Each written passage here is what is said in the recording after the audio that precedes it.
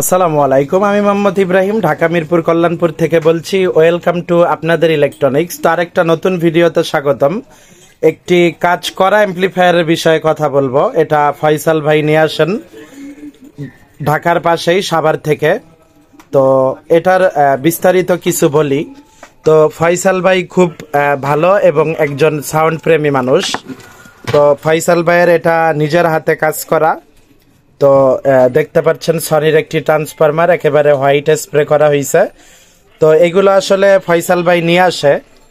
বিস্তারিত একটু বলি। এই বোর্ডটা কমপ্লিট নেওয়ার পরে হয়তো কোনোভাবে কোনো কিছু লাইন মিস্টেক করে, কারণ আমাদের প্রতিটা বোর্ড সুন্দর করে আমরা সাউন্ড টেস্ট করে তারপরে ডেলিভারি দিয়ে থাকি। আপনারা আমার ভিডিওতে হয়তো দেখেন, পেজে আমি শেয়ার করি। তো এইদিকে থিনার মারা হয়েছে। তো মারার পরে কিন্তু বোর্ডের যেই কোন জায়গায় কোন কম্পোনেন্ট এরকম কিছু লেখা থাকে, এগুলো সব কিন্তু উঠে গেছে। আর বোর্ডটার পিছনের দিক দেখলে মনেই হবে না যে এটা 3-4 দিন আগে নেওয়া হয়েছে। তো এটার উপরে একটু মানে এক্সপেরিমেন্ট চলছে, মানে একটু ভালো রকমেরই এক্সপেরিমেন্ট ভাই করছে।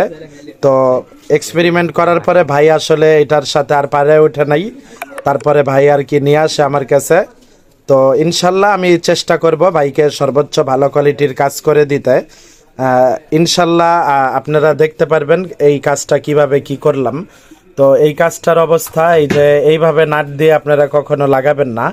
ভাই যখন এইটা নিয়ে আসে, আমি সিরিজে ভাগ্যবশত চেক করছিলাম, এর ভিতরে কিন্তু হঠাৎ করে সিরিজ লাইনটি জ্বলে ওঠে।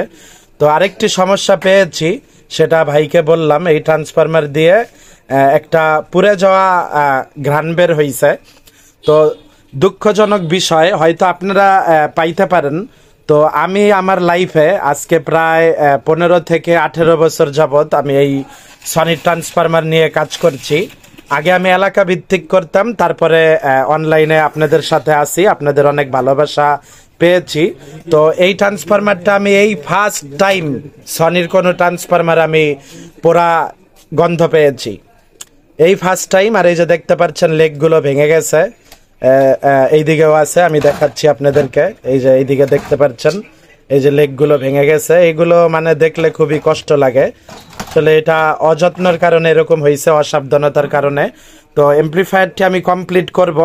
তো দেখতে পাচ্ছেন নাটগুলো মানে একেবারে বিশাল বড় বড়। তারপরে এইদিকে তারগুলো, কেবল ম্যানেজমেন্ট দেখতে পাচ্ছেন। ভাই আসলে টেকনিশিয়ান, উনি কাজকর্ম করে। উনি বলল ওনার টিআর ইলেকট্রনিক্স নামের একটা হোয়াটসঅ্যাপ দেখলাম।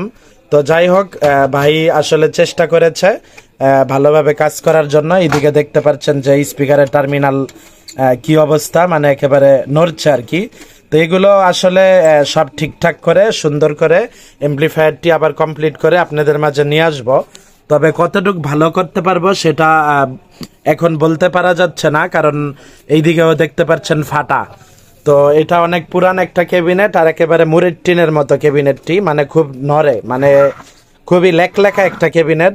তো আমি চেষ্টা করব আমার সর্বোচ্চ কোয়ালিটি বা সর্বোচ্চ পারফরমেন্স দিয়ে কাজটি করার জন্য।